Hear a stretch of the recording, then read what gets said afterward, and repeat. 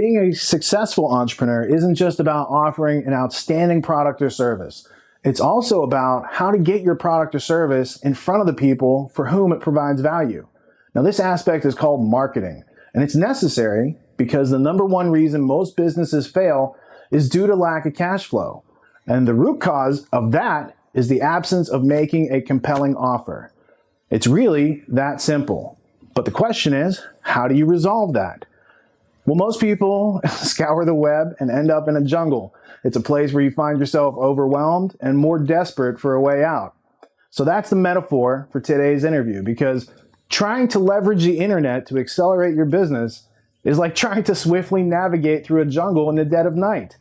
Now, you can try to navigate this jungle on your own, as I'm sure we've all done to some degree or another, or you can talk to someone who has a higher perspective and experience to save us time, energy, and money in finding our way to the success superhighway. So let's choose to broaden our view by raising our perspective, and we do that by standing on the shoulders of giants. With that being said, I'd like to introduce you to Sabri Suby, founder and head of growth at a digital marketing agency aptly named King Kong. He's expertly prepared to help us cut our way through the jungle of internet marketing and teach you how to grow your business expeditiously. His methodology is revolutionary, and what you'll learn applies to just about every business out there today. And for those who have a marketing budget, King Kong guarantees their results. And if you don't have a marketing budget, what you're about to get is a useful map on the road to success. Be sure to take some notes. Let's ring them up and learn to earn. A member of my community, my online community, Tragedy and Hope, is from Australia, and he and a few friends, I've corresponded with them in the past. He emailed me in December and said, I was meeting with a childhood friend over the weekend, and you might want to interview him. I checked out your link. I had been studying media and marketing in America, and I was so blown away because I was like, this guy has it right. This guy knows exactly how to set up his webpage, focus on one thing, offer immense value, and like have a method that you're putting people through, right? So Yep. To start out, a lot of my audience isn't familiar with you. People in my entrepreneur expertise group have been watching your videos. Where are you in the world, and why did you start King Kong? Well, I'm in Melbourne, and in terms of, I guess, why I started King Kong is I've been kind of, into entrepreneurship probably since the age of 21. And the fundamental kind of issue that I've always been faced with in those businesses is like, that big question of how do I acquire customers? And, I guess in looking at the market and having a look at what was available to businesses out there, there was a lot of kind of people in the digital marketing space, or just in the business consulting space in general, that were basically talking about all these vanity metrics, like click-through rates and impressions and social reach, but no one was really talking in terms of just straight return on investment, and didn't really have a firm grip on the unit economics and being able to kind of acquire a customer. So that was kind of, I guess, the market analysis and seeing like where I thought there was like a gap in the market. And then the other side of that is just, I think that business is a fantastic way to empower people to be able to make change, in all of the different areas of in their life, right? If you don't have cash flow coming in, if you don't have money, you don't really have means to do a lot. Well, a lot of my subscribers are entrepreneurs because there's, my podcast originally started out discussing freedom and history. But what I've found out over the years is the reason a lot of people unsubscribe is because of lack of cash flow. And then when I delved in further, I found that the people that were struggling the most weren't the people with cubicle jobs. They were the entrepreneurs, the self-reliant people trying to run their own business, wear 10 different hats. I very much relate to that because I still wear a lot of hats around here. That's why I was seeking to start doing some marketing, because I haven't marketed for the past 10 years in my business, and I made it this far, but I really can't grow. And when Jaya had brought up your company, this is light years beyond what I was trying to do for myself. And even though I put in a lot of time learning about the landscape, landing pages, autoresponders, all the the copywriting, all the aspects, I then recognized how much money can be saved by using a professional service, especially if it's set up on a method of guaranteed ROI. That's really what sparked the connection. That's what made me interested and said, let's get it on the schedule. Okay, terrific. So you have clients in America as well as a bunch of other countries. Do you guys have any offices here in America yet? We do not, no. So for people in the audience that are looking for representation through a digital marketing agency, are there any limitations? Can they still work with you? But even though you have that .au after your .com? Yeah, there is. We're living in the digital age, so there's certainly there's no restrictions. Like we've got clients all around the world. Ultimately, the things that people kind of sign up for is results, right? Like who cares if the guy's in Uganda or is in Melbourne? Like if you're able to get results, that's the number one thing that matters. And like with all reporting and everything like that these days, it's all digital dashboards. You're getting emails. We kind of touch base with our clients once a month on the telephone. But no, there's definitely no limitations. And what about platforms? Are you guys limited by you're just an SEO expert or you're just a YouTube ads expert? Or how do you see the landscape of digital marketing? Yeah, look, we're a channel agnostic agency. So we don't care what the channel is. It's on the internet, we do it. We're all about basically where is the low-lying fruit in your marketplace, where are the customers, and we simply go to where they are. So as a digital marketing agency, what's the cornucopia of services you provide? I asked that. It's kind of a loaded question because I've done so much research and I talked to your VP of sales, but yeah. It's end to end, right? So we do the whole gamut of things. So I guess we're doing things from creating offers, doing all the copywriting, creating sales funnels, then driving traffic into those sales funnels. So it's kind of the only thing that we don't really do a lot of is film production, which is just outside of our competency. But everything else is pretty much it's on the platter. So for people that are running their own businesses, they have a couple of employees, they've got good cash flow, and they want to grow their business. What's the method that you take them through? What's the order of operations? What's the armaments they need to go to battle on this battlefield? Sure. Well, the first thing that we really understand is what does their dream buyer look like, right? So it's just applying Pareto's principle to their customer base and having a look at where is 80% of their revenue coming from, and we really drill down into what does that person look like, what characteristics do they share, and what is their number one hair on fire problem that they're trying to solve right now. And then it's all about really crafting a marketing message around just attracting that kind of dream buyer. You can't catch whales with minnow bait. So you have to really use the right bait to catch those dream buyers, zero in on them, and then basically create an offer that's irresistible and basically get that offer in front of those people. It's really simple when you kind of dial it back. Well, I think a lot of people try to dip their toe in and they never get anywhere because they don't know how to get things done. But then if you go a little bit further, there's a lot to each of the steps that you just covered. There's a lot to the services that you guys have to offer in order to guarantee a result. So as far as let's start with, let's say you have a good product or you have a good service and it's a right fit for King Kong. They have the right numbers for the company. What's the first thing that you have to help them focus on from their side? Because you guys go out and you read all the comments on the internet and you do a whole bunch of research and figure out what the market is saying and where it needs to be.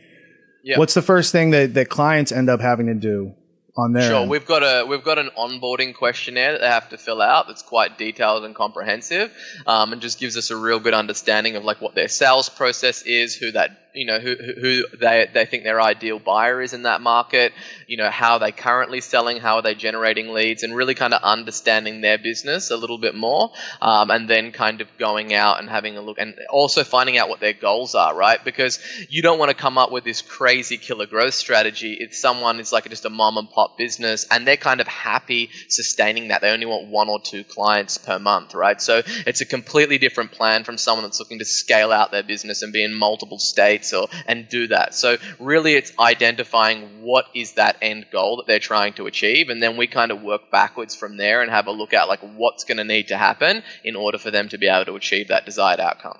And then the angle you guys are coming from is an educational based marketing model. Yeah, is that still a phrase that you use?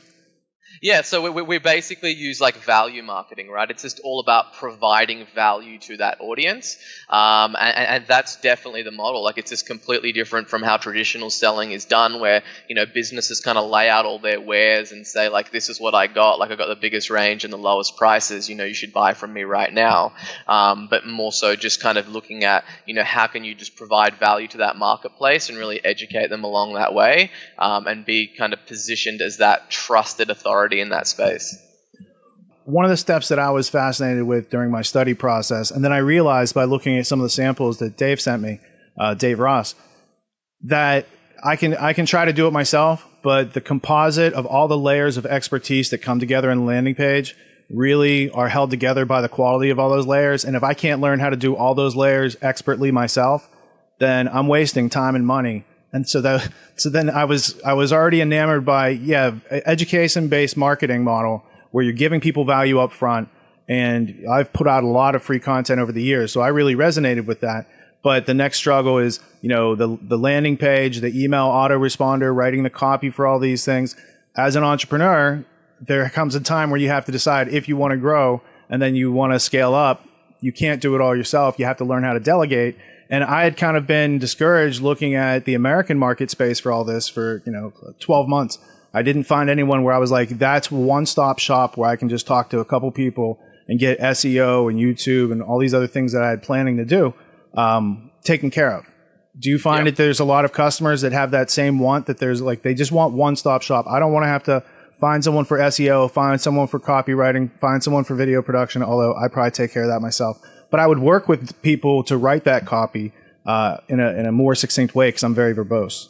So definitely. That's definitely like a big need out there in the marketplace is like, you've got a lot of these kind of specialists going deep in one certain vertical. And in terms of, that's a good thing, right? Specialization. I'm definitely big on specialization. However, from a logistics standpoint, from dealing with a business that just like wants to run their business and wants you to kind of deliver them like leads and opportunities and sales and help them grow their business. Like it's a nightmare dealing with like 5 different providers and then like trying to get them to all communicate, and then if something doesn't work and something falls down, they're all playing the blame game and blaming each other, where it's like you can just come to one shop that really understands that whole environment and come up with a cohesive strategy that's just like, this is what you want to go to market with.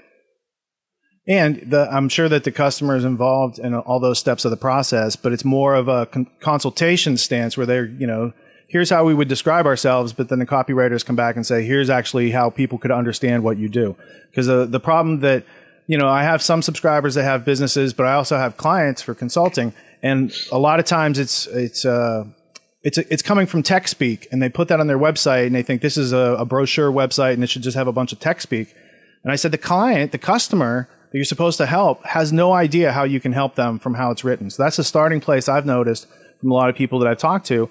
And then, you guys obviously have that nailed, and you've already exponentially figured out all the ins and outs of that process. Some people think that SEO is the only thing they need to do for their business. Can you explain why SEO might not be for everyone, or might not be the single solution for everyone? Yeah, look, basically like with SEO, like when we're working with clients, we're always basically looking at a short-term and a long-term strategy, right? Especially in the US market, like if you're going to be doing SEO, like you are going to have to wait 12 months in all reality to start seeing any type of return of any investment, right? The market is very sophisticated. It's very complex. There's a lot going on there. And the way that I look at it is like that's just one traffic source. The way that we work with our clients, we try to have them having multiple traffic sources, bringing in multiple different sources of revenue for that business, because if something changes with Google's algorithm, it's like a table. If you build a table, you don't just want one leg on that, right? Because if that one leg goes, then your table's done. And that's the same with business. If you've got one leg of traffic coming in from Google and Google does an algorithm update, which they do all the time, and then you just get wiped off, your traffic flatlines and your business flatlines. You want to have multiple traffic sources coming into your business, so when one falls down, the other ones can kind of pick up slack, and you can basically pivot and move your budget around as needed to get yourself, the most sustainable results long term. Who are you a better fit for? Companies that have products or services or digital assets like audiobooks and digital downloads, things like that don't have any overhead or inventory? How do you guys work best? What's the best fit? Yeah, look, the best fit for us is generally like coaches, consultants, service-based businesses that have like a lifetime value of their client is greater than $3,000, right? So we don't work with like low-value product e-commerce businesses that are like under $100 average basket value.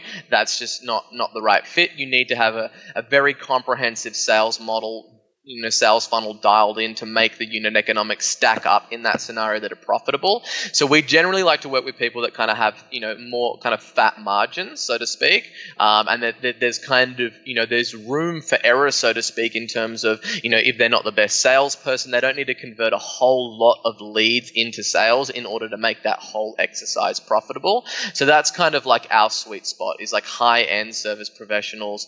We also work with product-based businesses, but they generally need to have like a higher lifetime value of a client. Right. So could you just explain for a minute the unit economics of just relating to the cost of your product? When I was talking to Dave, I said, if I had a product that's $55, a product that's $500, and a product that's $2,000, he said that the top two products, the unit economics work out where it would be lucrative to do that. But for something $55, it doesn't. Could you explain that to the audience? Sure. So say, for instance, we're looking at paid traffic, right? Which is basically like, if you can turn like paid traffic into profit, that's like the holy grail, because you're really in the driver's seat of your business. And that's certainly like the thing that we look to do, as well as SEO and those other long-term strategies. So say, for instance, you're buying traffic at $1 a click off Facebook or Google. Most websites convert from an e-commerce standpoint at around 1%, meaning you spend $1 to get a click, you get 100 visits, that's cost you $100, and you get one sale at a conversion rate of 1%, right? That's meaning it's costed you $100 to acquire that customer for a $55 purchase. Right, so that model is not profitable, right? If you look at it based on that, right. So and in order to make that profitable, you need to have other products that you can obviously upsell and cross-sell, and continuity programs that you can factor into that to try and make that ad cost liquidate itself on the front end, and for that whole exercise to be profitable. Okay, so that's like the solution to the problem. Now let's go back to the beginning of the problem. What's wrong with most people's websites or most small businesses' websites?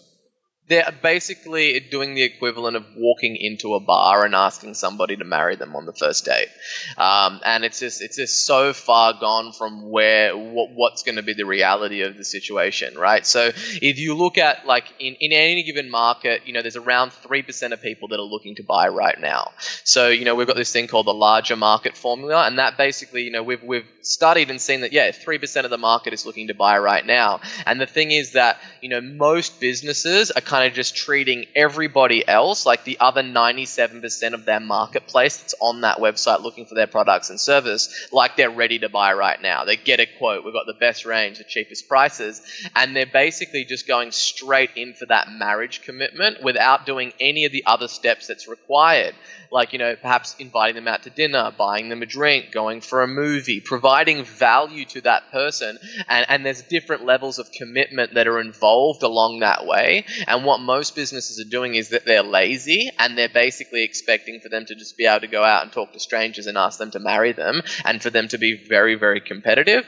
And they basically find themselves just running faster and faster on the hamster wheel, for less money and less cheese at the end of the day, because, there's this whole new convergence of these digital businesses, digital savvy businesses that are just coming in and just wiping these guys out and just crushing them.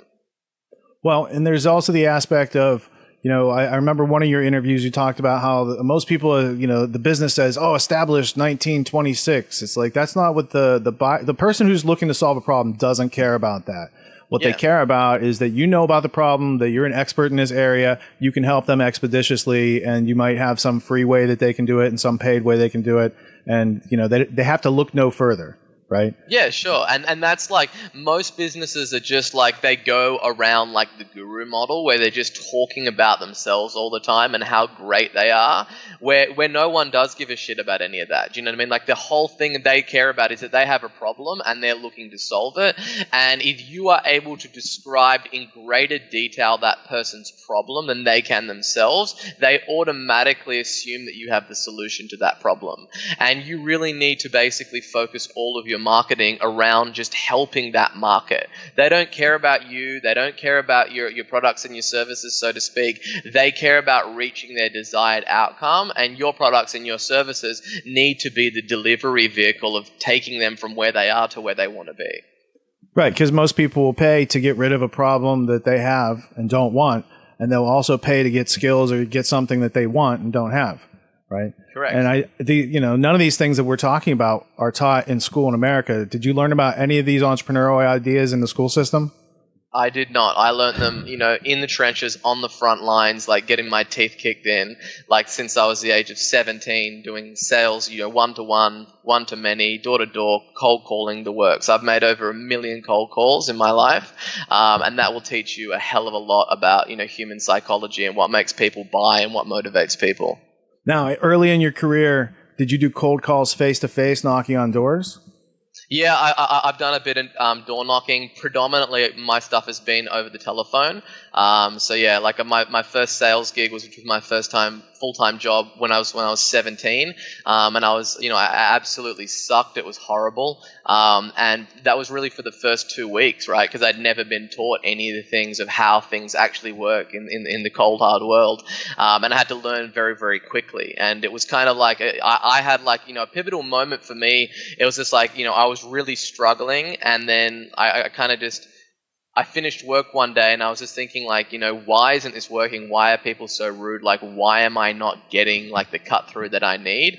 And I just kind of had like an epiphany, and I just really turned it into a game and just tried to kind of just focus all about the person that I was talking to and nothing about me or the business that I was calling on behalf of. And it was literally overnight that I became, their top sales producer.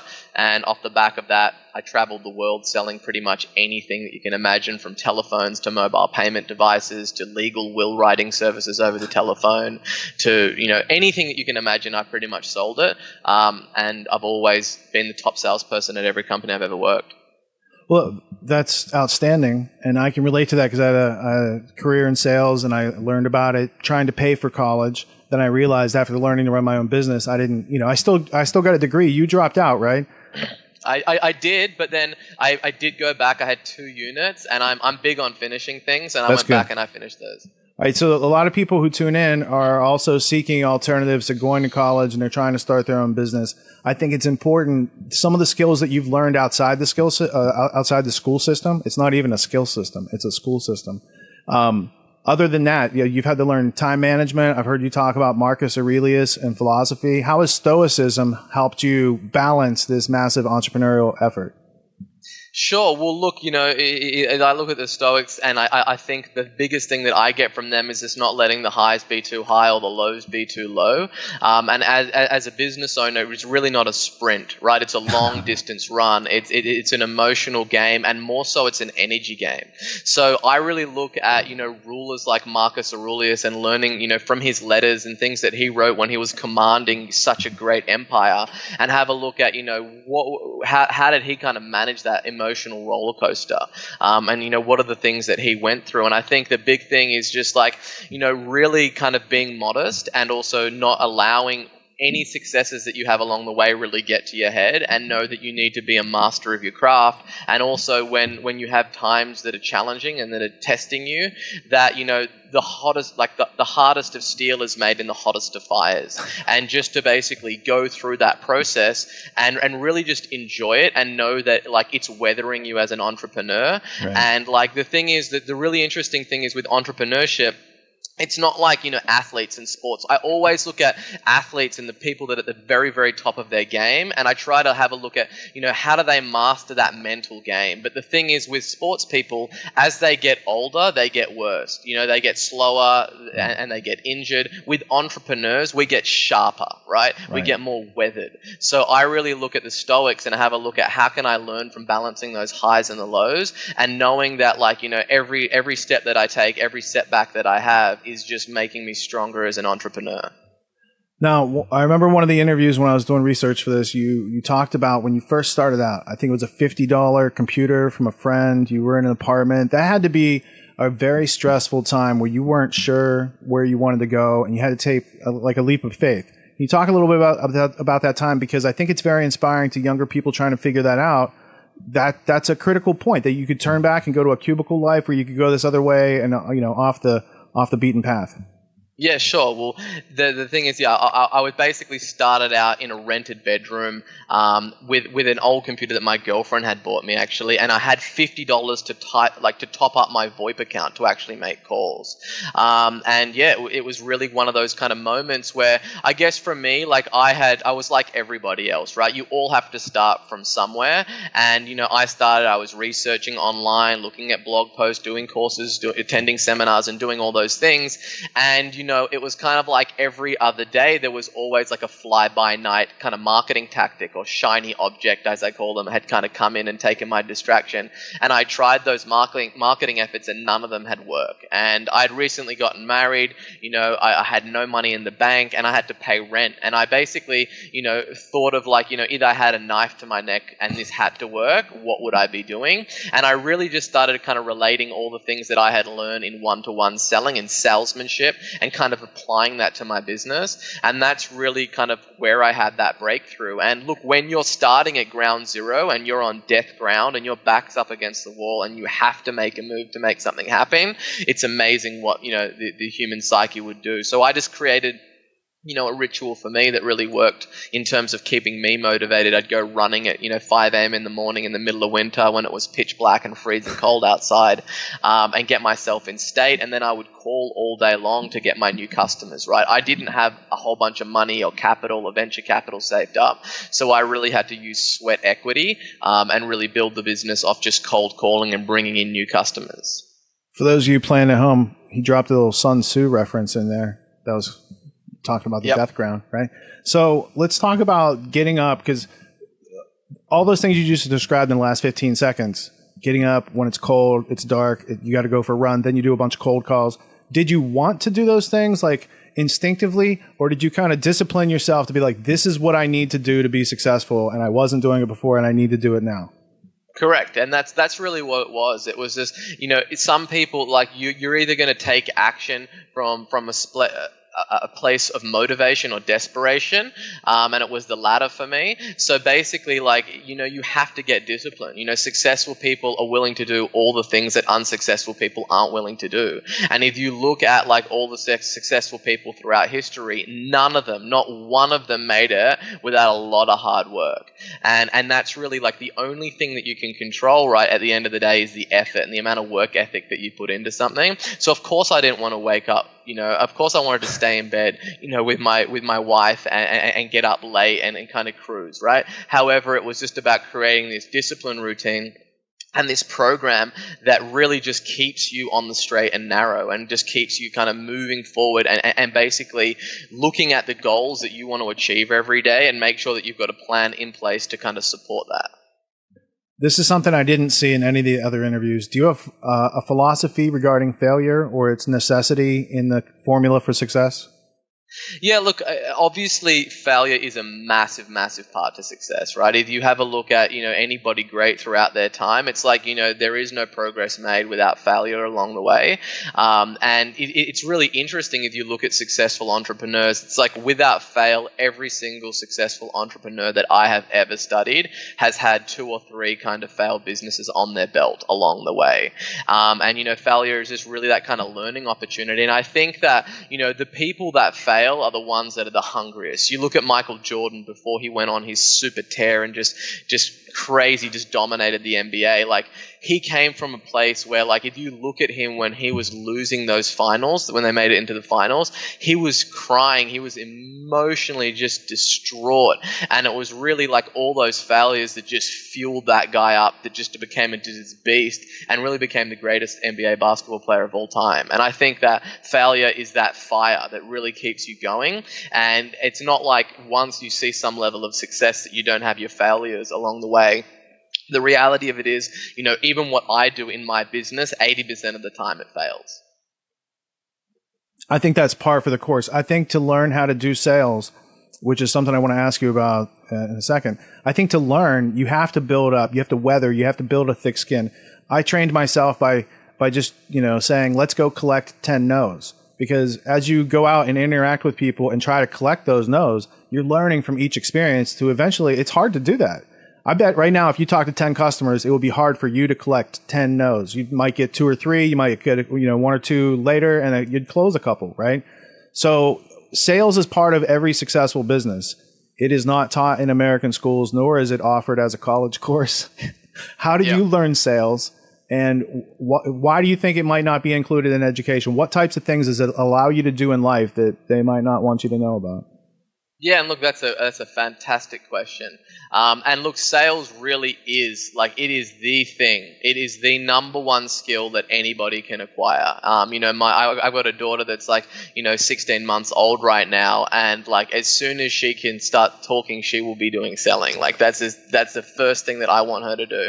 And I really think that if you look at entrepreneurships and you look at the government system, right, they don't like entrepreneurs, and the reason why is they're free radicals. They're unpredictable. They don't kind of fit into the dairy cow system of having people go to university, get a job, and then get a mortgage and be sucked into this system for 30 years where they can just milk you like dairy cows. And it's a predictable thing on the economy. They know exactly how much you're worth within their system. And when they're running their economic models, they know exactly in calculating GDPs and all that kind of stuff. It's where you fit in, right? And sales is really the number one skill in business. It is the oxygen, right? The number one reason why businesses fail is because of a lack of capital. And that lack of capital is because those businesses don't have the ability to ring the cash register in high enough volumes with fat enough margins to sustain their business.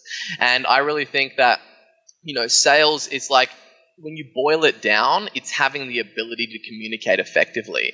For me, I really kind of studied the greatest orators of all time. I looked at Mahatma Gandhi, I looked at Adolf Hitler, I looked at their pausing, I looked at Martin Luther King, how they, and even later in looking at Obama and things like that in terms of how they speak, where their pauses are, their upward inflections, their downward inflections, and how they basically control their tonality in a conversation. So I looked outside of just sales, and I looked at master speakers and people that were able to motivate masses of people to do what they wanted to. And I think that, it's an absolute a shame. It's just shameful that they don't teach it in university in terms of just having that ability. And I think a lot of that goes into as well is that, master sales people are generally out there on the front lines, in a kind of a capitalistic society creating wealth for themselves. And probably a lot of them are not kind of drawn to, the university or academic side of things. But then on the other flip side of that, I just think that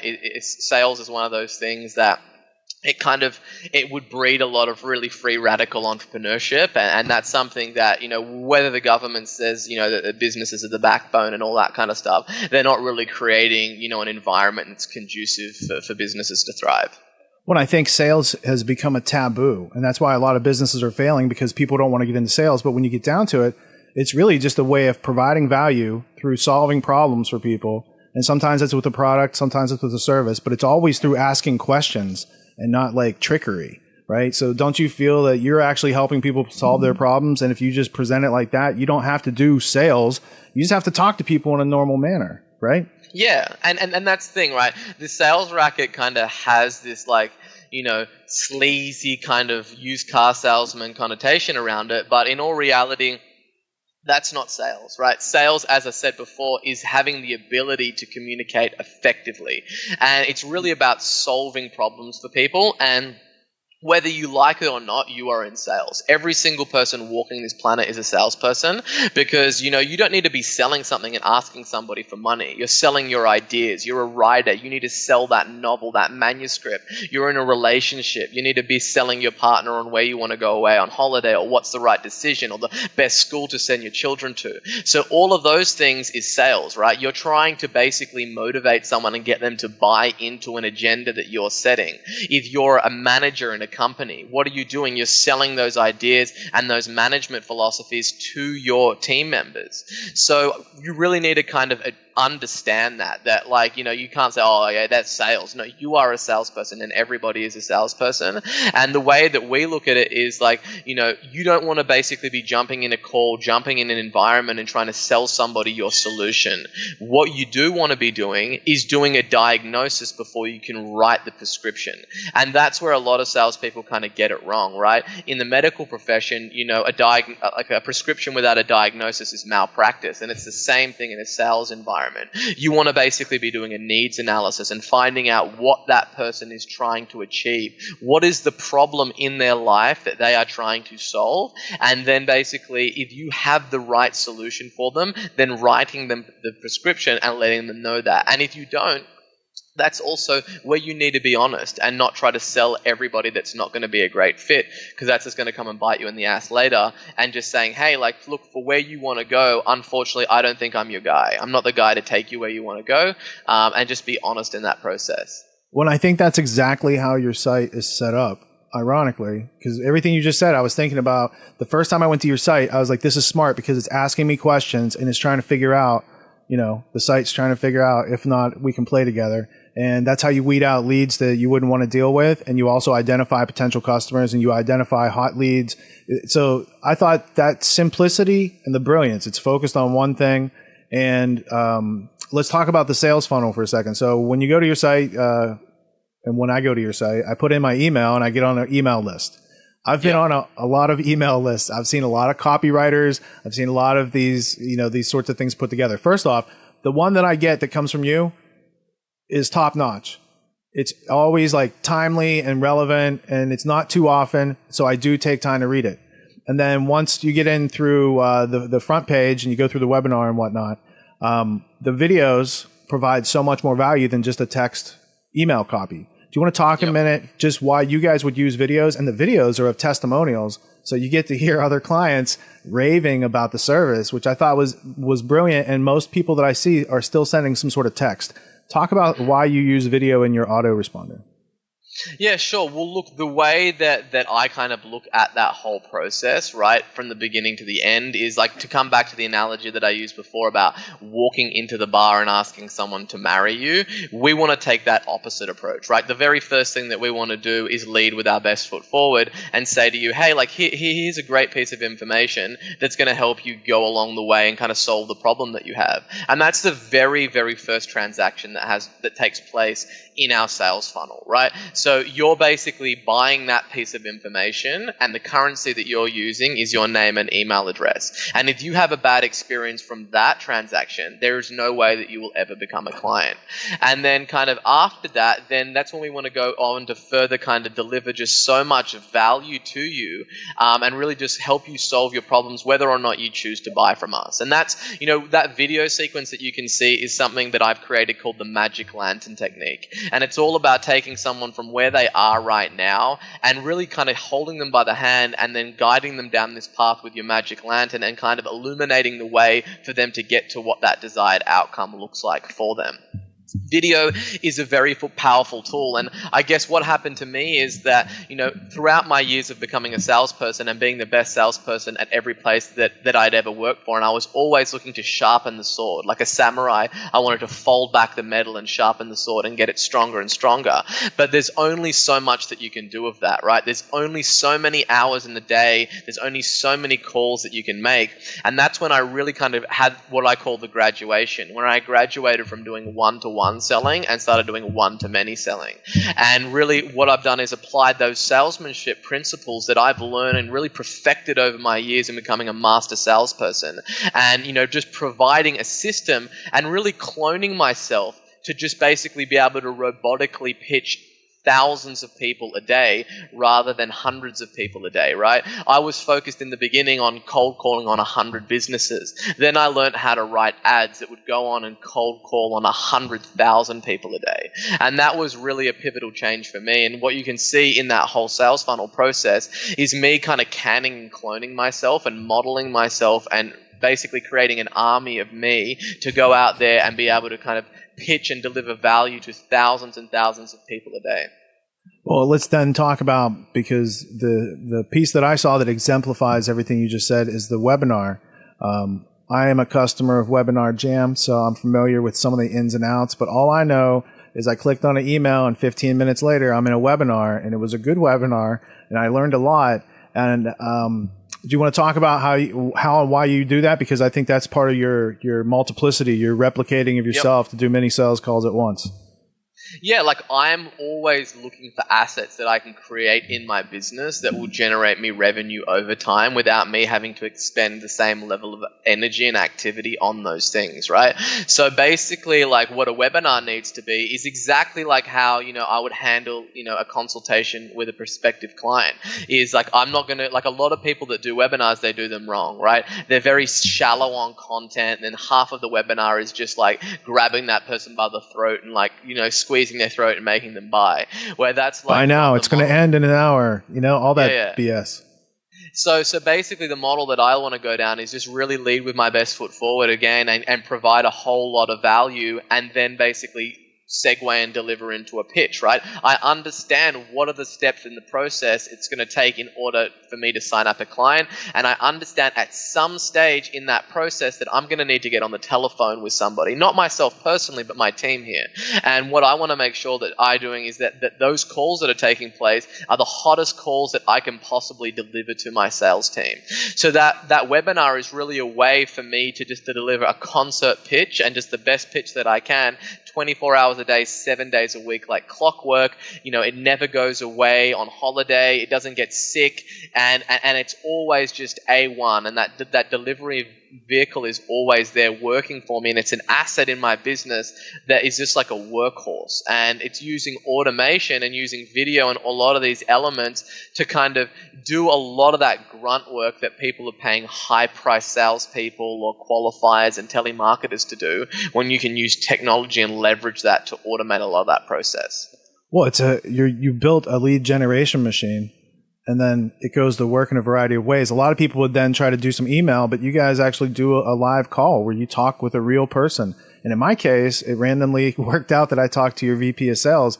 And I got to say that even though I might not be a fit for your business because my revenue, my cash flow is not there yet, I see where it is on the roadmap.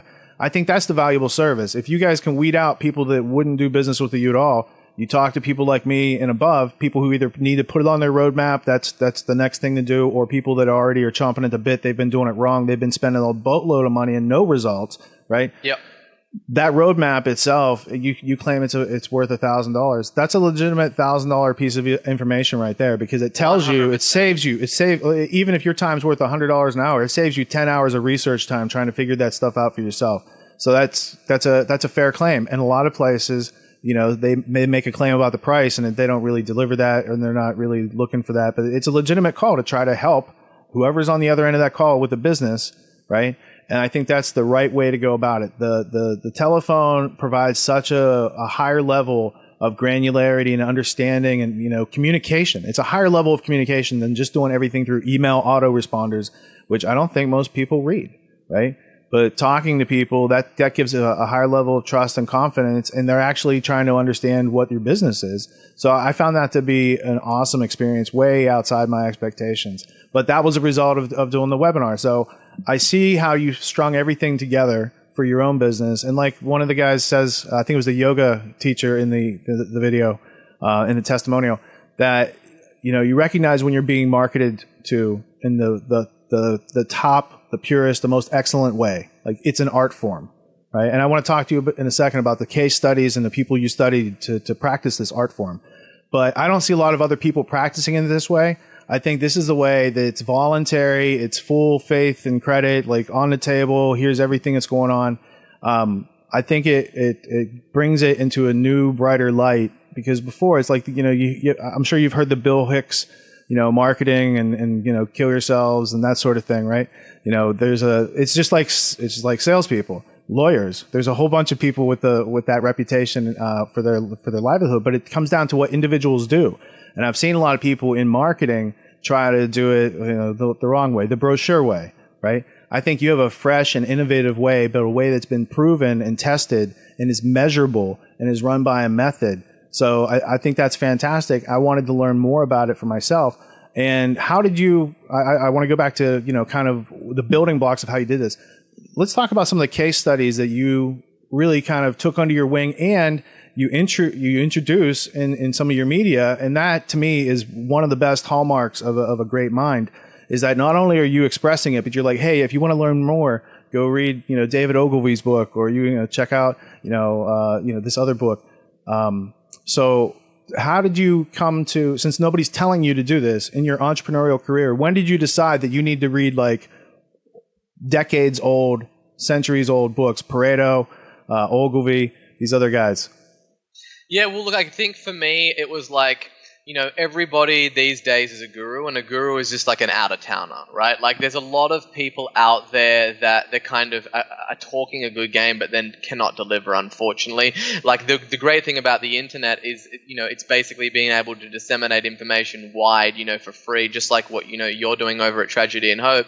And I think that, like, there's the double-edged blade on that, is that it also has lowered the barriers to entry where everybody has a voice, and a lot of people can read a blog post, think that they're an expert, and go start talking on the matter. So for me, like, I guess the big testament is like the way that we try to do things at King Kong is that, like, we are taking our own medicine. Like, we are out there growing our business and have grown it, from scratch, to this year where we'll do around $10 million in revenue with no funding, purely bootstrapped, using the same principles that we're saying to businesses that they should be employing. We've actually done that for ourselves. And I think that the way that I look at it before I read a book or I look at a documentary or before I let any information come into my brain, I'm really using like that critical thinking and having a look and doing that deep analysis into the background of what they're doing, looking at the Trivium, looking at these other things and having a look at, okay, how can I dissect and find out if this person is the real deal, right? What does their personal life look like? Is it in shambles? Or like, are they just talking a good game or do they actually do it? And I think for me, like, I was like anybody, I started with that initial, like, looking at people online and things like that and doing my research, and then realized very quickly that, I was going to end up broke if I just listened to these people. And then I kind of went back on my own skills, right, on my own sales ability, and I just tried to apply what I knew worked from, like, speaking with millions of people over my time, and basically applying that to marketing. And that was when I really started to have breakthroughs. And then I thought, like, okay, cool, look, surely I'm not the only one that's kind of figured this stuff out. Let me kind of dial it back and have a look. And then that was when I really kind of fell down the rabbit hole of direct response marketing and started studying people like, Robert Collier from the 1700s, I think he was. I can't remember completely right now. But it was, people that it's like 150, 200 years old, right? And these were all salespeople that had done door-to-door selling back in their time. And then I learned that all these people had simply applied their salesmanship to, like, writing out sales letters and doing out direct mail and using all these old school marketing tactics. And then it was like, oh, they're all in the same, they all kind of arrived at it the same way that I did. They all started off as salespeople. And that was when I really started to have a look at the greats and the origins. Even if you talk about people like David Ogilvy, he credits people like Eugene Schwartz and Robert Collier, people from, 150 years ago where he learned all the principles. Right. And David Ogilvy himself, he was a door-to-door salesperson selling ovens. Do you know what I mean? So really, it was like a kinship, and noticing that all the greatest marketing minds who have ever lived started in the trenches doing sales, and that was when I really started to go deep.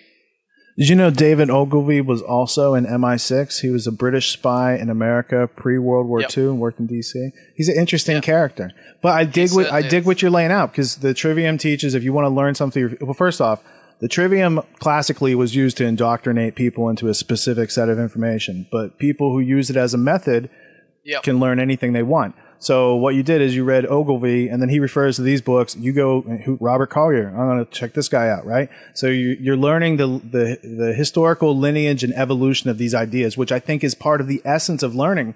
But it only comes about if you're able to direct your own attention and follow your own interests, right? So as an entrepreneur, you're free to do that. You structure out your activities. This would be important and valuable later to know about these things, right? So then once you look at the field, you create this full spectrum digital marketing agency. What made you say people own these pieces, but no one's doing the whole, soup to nuts, one-stop shop? Yeah, well, look, I think that the way that most people are structured is like, even if I look at, the States and like how the digital landscape works there, like people generally only take on clients and run Facebook ads as one example if they already have a proven model dialed in, they're already making money and it's already a profitable exercise, and then they're just coming in and basically taking over that and doing the media buy a little bit. Like anybody can do that. Do you know what I mean? Like it's a very simple concept to do. Like what's really difficult is, everyone's talking about, like, the number one question that I get in my business is, Sabri, could I hire your team to just get me more traffic? That's all I need. Could you please just get me some more traffic that's going to solve all my business problems? And it's just ridiculous, right? We're living in a digital age where there's 3.5 billion searches per day on Google. And Facebook in Australia, there's 17 million active users worldwide. They're, getting up close to 2 billion, I think it is. It's something crazy. And the reality of it is that traffic is a commodity. You can go out there and buy as much traffic as you possibly want and can afford, right? It's literally endless how much traffic it is. So why do people say that they have a traffic problem? And the reality of it is they don't have a traffic problem. They have an offer problem. They're not able to basically create an offer that basically converts that traffic at a rate that's profitable, where the unit economics stack up and they have a viable business on their hands. So really what we try to do is the hardest thing that you can ever do in business, which is the holy grail, which is how do you come up and help that client craft an offer that is irresistible using a method that I've developed called the Godfather strategy, where you basically make people an offer they can't refuse, and then basically start layering traffic channels on top of that and really scale up that business for them and help them level up. And that's the most difficult thing to do, right? I can go and get you as much traffic as you want. Like today, I can get you 5,000 people to your website, absolutely no problem. So I really I enjoy that challenge. I know it's the greatest challenge. That's, if you can get that right, that's 80% of business, right? Well, Yeah. It's true. So that's kind of the way that I look at it, and it's a challenge. And we work in we've worked in 126 different niches and running a wide variety of offers that are just milking those markets. And that's a very challenging thing to do. And I really relish in that challenge and being able to do that. And that's where you have really powerful transformations where, like Raphael Bender from Breathe Pilates that I was talking to you about, Breathe Education. And that's we've taken him from his businesses of barely breaking even and, doing, 20K a month to multiple millions is like what we're aiming in on this year. And that's a profound impact that you're having on that person's life, and his team size and the amount of people that he can impact with his message. So that's kind of, what gets me fired up, is really being able to have that impact and seeing that transformation. And if we were just looking after one slither or one little channel of that overall piece, the impact isn't going to be as profound. You really need to help them with that messaging. So the Godfather offer, that replies to like a tripwire or something free that's given away. Is that a correct understanding? No, not really. So basically the Godfather offer is really just about, creating an offer that's completely irresistible for that marketplace. So you've taken us up on our Godfather offer, which is to get a free 1,000 digital marketing blueprint for your business, where we'll spy on your competitors and go through your business model. And basically, essentially that's our offer. This irresistible. We know that we're going to need to get on the telephone with someone in order to convert them into a customer. So we want to come up with an offer that's kind of irresistible. And that's what it works like in the consulting space. But you might be working in a product-based space, and then you would want to be offering something like, a liquidation offer, an entry offer, where you offer a low price offer to basically that's designed to convert as many people into customers as possible. But yeah, that's really kind of about what is that market, what is the end goal that they're trying to achieve, and then, coming up with an irresistible offer. And the reality is that most businesses, 99.9% of businesses, don't have irresistible offers. They have resistible offers. It's very easy to resist them. They're just not good at all. And they're out in the market with these beige vanilla offers, and they're wondering, why they're getting eaten alive. And that's just because their messaging isn't really, providing what their market wants. Now, I know one of the questions on the audience's mind is, where did you get the name for your company, and why did you choose that name?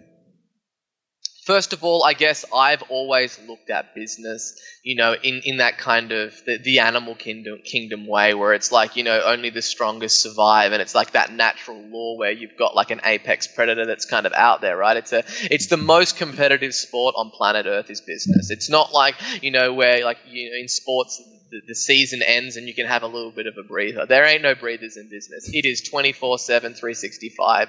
And really that's kind of the way that I look at it. So on one thing, it was just like about, being the king of the jungle and making our clients the king of their respective jungles. And then on the other side, from a branding play, it was like when I looked at the landscape and I looked at like what was happening in the marketing space, everybody had these horrible names like, internet marketing experts and top ranking webs and all this crazy stuff like that. And they weren't brands, right? I wanted to create a brand for my space that I was operating in, just really just come in by the night and just, take this market.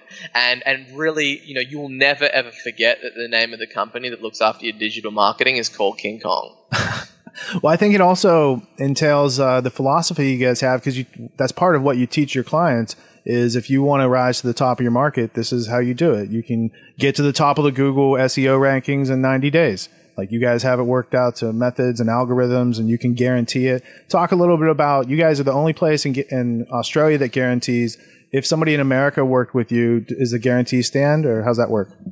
Yeah, look, we're the only, company that will actually stick our neck out and partner with you and guarantee results. So like the whole reality of it is that like that is also kind of ties into having just an irresistible offer. Like if you call up like SEO companies, like everyone's like, we'll try our best, but we can't able to guarantee. And then there's a lot of people out there like, oh, he's guaranteeing results. Then like, he doesn't know what he's talking about. But the reality of it is that I've worked with thousands of clients over my time.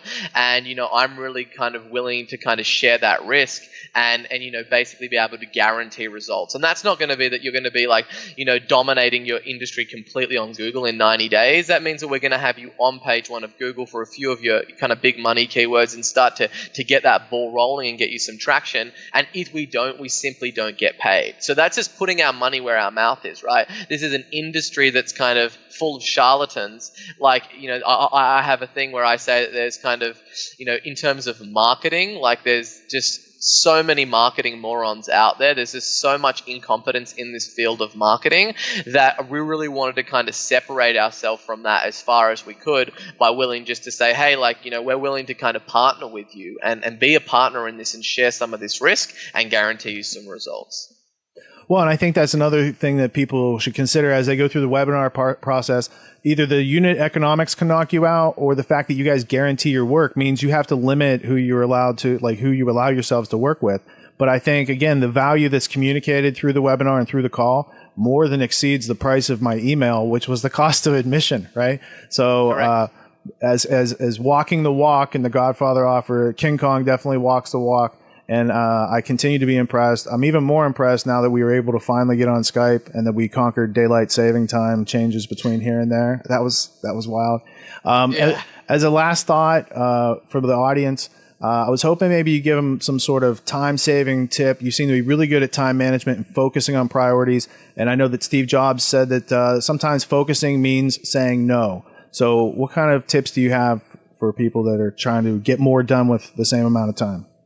Yeah, and to pick up off that, I think that's a fantastic point, is really exercising that muscle of being able to say no. And when I look at like my day and then I look at my week and I look at my like month and my quarter and my year, I'm really kind of breaking it down to that level. And I think that like a lot of people are out there and they're looking for the latest productivity hack or like, using Trello boards and managing their time, and they're kind of layering on more noise, right, onto themselves, where I'm looking to kind of strip things back and basically only be doing the things that's really essential for me. And really kind of, I look at my time and how much time, that I have in a day and what that time is worth. And, I have kind of like a set price of what I want to make per hour, and anything below that, I'm just going to delegate. So, I think that you really need to look at all the other things that you're doing in your life right now that, aren't moving the needle, right? They're not making you basically get to where you want to, whether that's like cooking your meals or cleaning your house. Like, these are all things that you can get somebody to do for a minimum wage. And if you're still doing them and you're in business and you're making a couple of $1,000s a month, then you're foolish. You need to really, delegate that. I'm just looking at every day when I look at my time, I'm looking at what can I delegate? How do I make myself redundant in my business so I can only focus on like that top tier revenue producing activities? We talked about Pareto's principle, right? And the 80-20 rule. And then a lot of people don't realize that the 80-20 rule applies to the 80-20 rule, meaning that 80% of the outputs are going to come from 20% of the activities. You can do that again, and then it will basically show you, that like 64% of the output comes from 4% of your activities. So I've just really like lasered in and got them, and I know what they are in my business, and I'm all about like, how can I only work on these things and delegate? And that's why I've got a team around me. I've got an operations manager. So I think that when, for the person that's watching this video, really just do an honest audit of how you are spending your time. Look at it from the moment that you wake up to the moment you go to bed, and then have a look at what are the activities that are helping you move that ball further up the field and getting you closer to where you want to be. And then look at all the other things that you must do. They're like the maintenance issues in your life, like life admin, as I call them, and basically hire and outsource and delegate them to somebody else. Because the reality of it is, it's like, if you're out there and you're kind of, washing your clothes, and that costs, you could hire someone in Australia to do that, just say for $20 per hour, and you're doing that, you want to have a look at how much money you're earning. And then that's not like, you're not basically saving $20 to do that yourself. You might be losing $900. Opportunity cost, right. And the opportunity cost is a big one. So that's kind of, what I look at when I look at my day is like, what are those other things that are like demanding my attention that aren't really moving the needle for my business? And I look at kind of just constantly doing those audits on a weekly basis and just delegating everything that it's not really going to move the needle for me. Outstanding. Sabri, thank you for taking time out of your morning. I know you got a tight schedule. There's 2 minutes left in the hour. I know you'll use them well. What's the next action step that people watching this video should take if they're interested? Sure. Well, look, you can go to our website, which is kingkong.com.au. There's a free report on our homepage, 5 ways to double your sales. I highly suggest that you download that and then attend our webinar, and you'll get an incredible amount of value. And look, whether or not we would be a right fit to work with you, you really want to just kind of look at that information and study that and apply it to your business. And I assure you that it will help you grow. And I think that, for the entrepreneur really looking at this and kind of looking at, how they're going to grow their business, I think the number one rule in business is that sales trumps all. It is the definitive thing. And, a lot of people that start out in business, you might be like a chef, right? And that you might want to start a catering business. The skills that kind of got you into doing that business in the beginning and kind of starting that business is that passion for loving to be a chef. And, you need to look at your business and think do I want to scale this business out, or am I happy operating it as is? And as the answer is that you're happy as is, that's completely fine if you don't have the aspirations to scale that business. But if you want to scale that business out, you need to be focusing 80% of your time on revenue producing activities. You need to get off the tools, out of the kitchen, and really start to become a master salesperson and a master communicator, because that's really the difference between one chef who starts a catering business and you go back 10, 20 years later and he's got a job, right? He's working 80 hours a week and he's stressed to the tilt. And then you go see another guy and he's built this business to a national business. He's got multiple franchises and he's created this wonderful life of abundance for himself. So that's really my big takeaway, is really focus your skills and master the ability for you to sell and communicate to people. It will serve you in every aspect of your life. Thank you so much again for taking time. I'm really glad that we got on. So am I. Yeah, man. It was so much of a hassle. I was so embarrassed when I was emailing back and forth with your assistant. I was like, it's the daylight saving time. We made it after it changed, and then it changed for you guys, man. Especially since Jai had hooked us up like that, man. We got it done at the end of the day. That's the main thing. Yeah, I appreciate it, man. So have a great day, and I'm going to be following up with Dave Ross later this week. All right. Terrific. No problems. Right. Thanks, Sabri. Cheers, buddy.